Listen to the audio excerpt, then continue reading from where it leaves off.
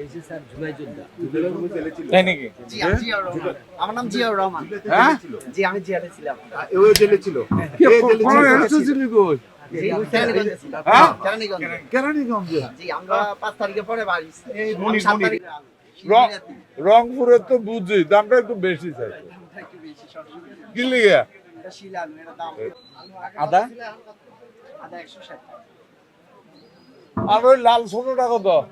এটা 40 টাকা। এই বছরের নেই, নতুন না নতুন না আগে পুরো লেগেছে। নতুনটা উঠে নাই, মানে দেরি আছে। তাই না?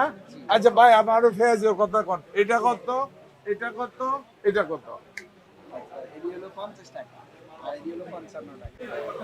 এই যে স্যার জুলাই যোদ্ধা তাই নাকি? জি আমি জিয়াউর রহমান। আমার নাম জিয়াউর রহমান। হ্যাঁ? জি আমি জেলে ছিলাম। এও জেলে ছিল। কোন এসেছিলি কই?